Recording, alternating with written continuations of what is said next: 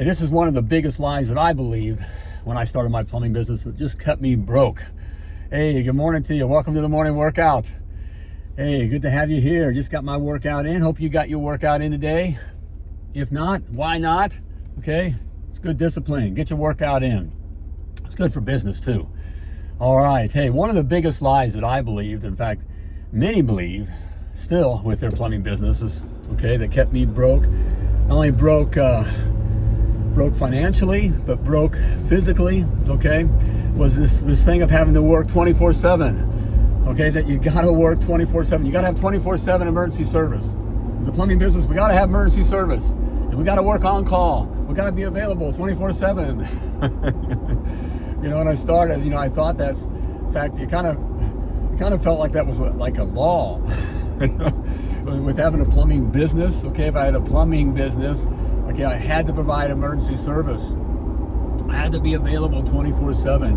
Okay, therefore I had to have, you know, I was on an on-call schedule, and then when I had guys, you know, my first started hiring, you know, my crew, you know, I had to have some kind of, you know, on-call rotation where they were, you know, available every night and weekends and holidays and all that kind of stuff. I just thought that, you know, it's how it had to be, you know, that way. Boy, was I wrong when I finally decided that I just didn't want to live like that anymore. Because when you have your guys, first of all, I didn't want to be out all the time. Do you want to be out all the time? Okay, do you really want to be out all the time working? Okay, that's really what you want to do. All right, no. Okay, if you really do want to be out working all the time, turning a wrench all the time, then man, you need to, you know, put the business down. Okay, put the business away. All right, because you're really hurting your family. Okay, and go work. Be a good worker. Be a good plumber for someone and work all the time. All right, and turn a wrench. You know, that's, you know, awfully selfish on your part, because really that keeps you away from your family. Okay, and those kinds of things. But if that's what you want to do, go do it. But your business doesn't need it. It's not a law, okay? You don't have to provide 24/7 emergency service and have your guys working all the time, and you and your guys working all the time. Even if you're not working, okay? If you're not turning a wrench anymore, okay? I found when it was out there, when I got out of the truck, and even though I still had the on-call schedule and all that, I was still out there emotionally. Because I had assets out there, the guys are out there, I get jobs going on. So I was out there too. I wasn't turning a wrench, but I was out there, okay? And it doesn't have to be that way.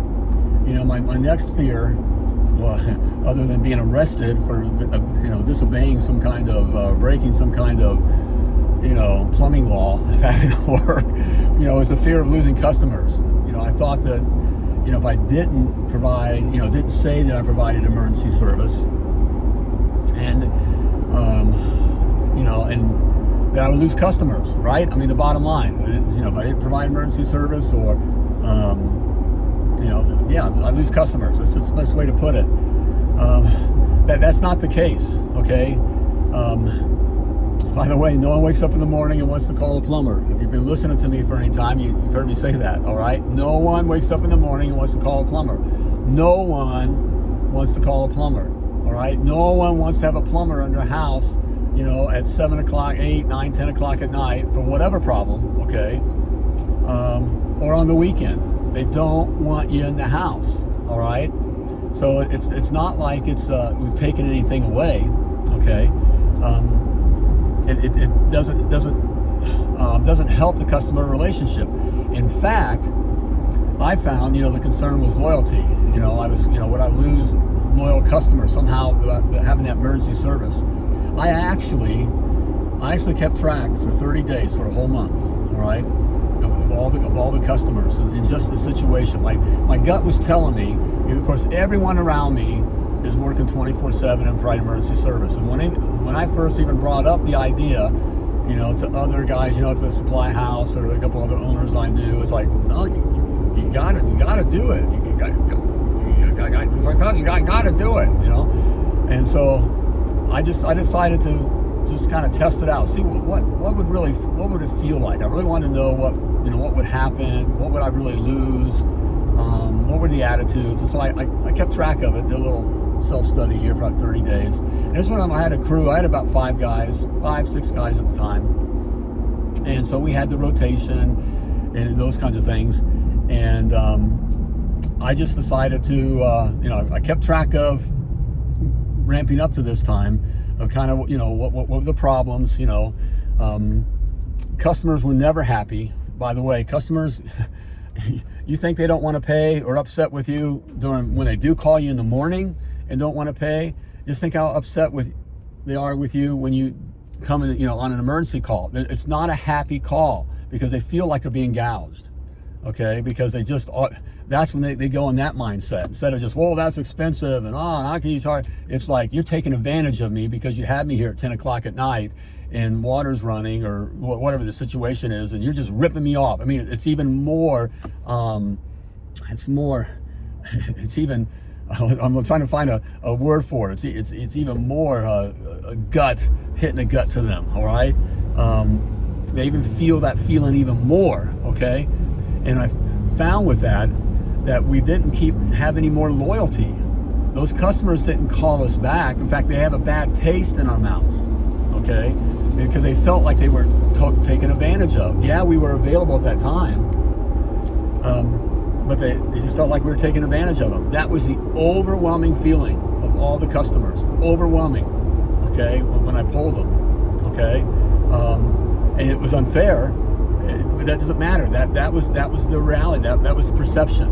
Okay, and so therefore that was their reality. All right, that we were taking advantage of them. And I believe, and I guarantee you that when you're doing these emergency calls and on the weekends and that kind of thing, they feel the same way. You're taking advantage of me. All right, and so I didn't create any kind of loyalty. All right.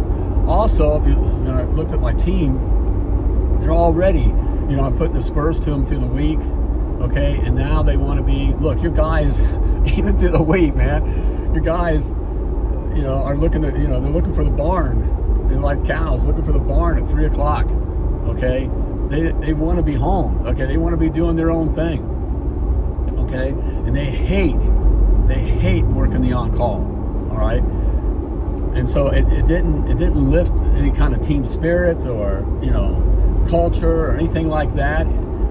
And it just put a physical and emotional drag on the team. Having on-call, being emergency service. In fact, when we stopped it and we used that's a great benefit that we have out there. We lead with that. No on-call, no weekend, no nights and weekends, no holidays. Okay, that attracts guys more than money. That attracts, especially these days. Okay, because men are lazy today. Okay, and so that was a great benefit. I've seen that with our clients. Are able to track guys. You say there aren't guys out there. There's plenty of guys out there, and they'll gladly come work for a small company. All right, that doesn't have 24/7 on-call emergency service. Okay, where they don't have to. They're not on an on-call rotation, working nights, weekends, and holidays. All right, they'll even take less pay for that. Okay, just for that. So it's a great benefit. And so when I stopped doing emergency service, I found out we were able to provide that as a benefit. All of a sudden, my recruiting just shot through the roof.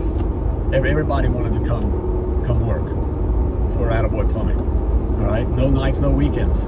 Now, in saying that, it leads to the money, right? I think if I'm not working, you're not picking up. That's the other fear. There is the opportunity. Is that I'm going to lose it? You're going to lose all that money, all that opportunity. When I kept track of it for that 30 days, it was, actually profitable. A few $1,000s. Yes, there's $2,000 there. Okay, but it wasn't, in my opinion, worth all the stress and the strain on the system. Okay, it's for a few $1,000s. Now that being said, we worked Monday through Friday, 8 to 5. I took every job.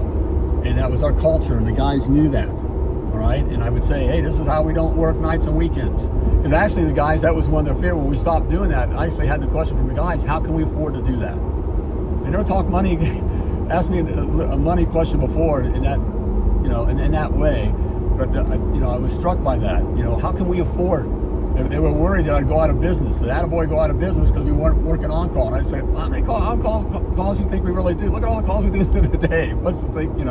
Come on. But they were too in the mindset. It's so instilled that we got to do that. We got to do that, or you're not you're not in business, or you can't afford to be in business. That is not true. Definitely not true.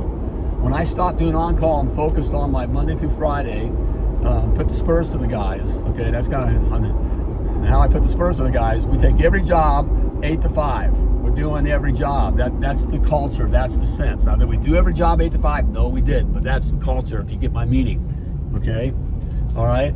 But when we did that, I made more money. I made more money with less stress. Okay? And I wasn't playing the emergency service on-call game. All right? It wasn't all wrapped up into that. I made more money. And I believe you would too, by doing that.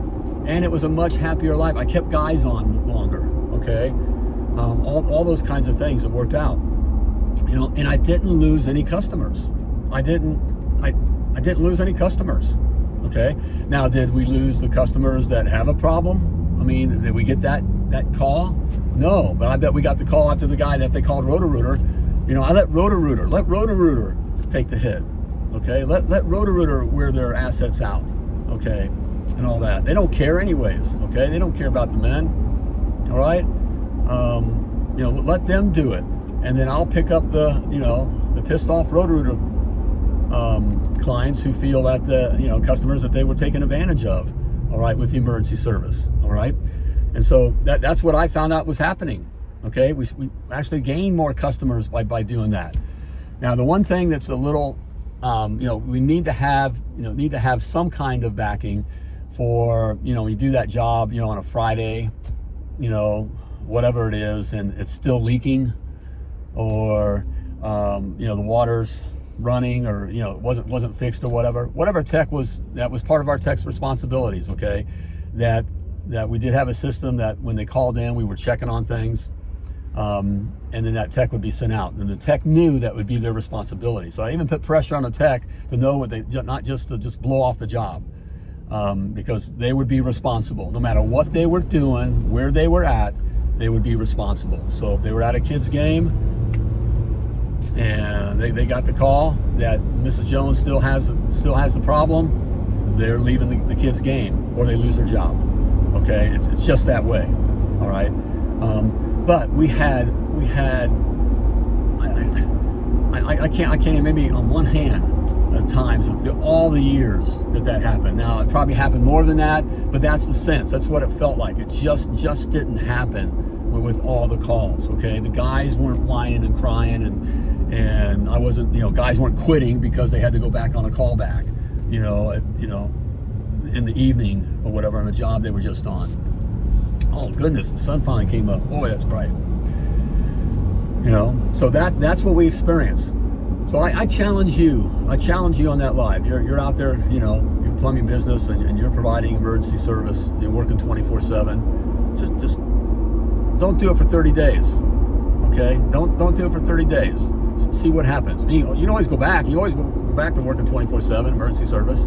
Okay? But just try it out for 30 days. Don't do it. All right? But keep track of things. And then also you got to, it needs to be part of your system where you're working Monday through Friday. That's an understanding. We take every job. We're working to 5 o'clock. Okay, we get that water heater job. It comes in at 4:45. We're going. Okay, which means you may be working to 7. All right, 7:30. Okay, that's just how it is. Hey, we're not on on-call schedule. All right, we're not working weekends or holidays. All right, so you got to do that. But give it a shot. Okay. Test that lie. You don't have to. My business, and now I have literally hundreds of clients. You do it, and it's a conversation. It's a big fear, but I now have hundreds of clients now, are making millions, multi-millions, and they're not working. Not providing emergency service, and not working their guys. Nights, weekends, and holidays, and they're making buku bucks. All right. And living what we call the freedom lifestyle. And that's the reason to have your plumbing business, all right, is to create that lifestyle for you and your family, all right, and create an asset, okay, not a job, but create an asset that provides you, and financial freedom and time freedom. That's the biggie right there, time freedom. All right, there you go. It's time to seize your day, okay? Go after it. Okay, man? And as always, be dangerous. Plumb like a champion.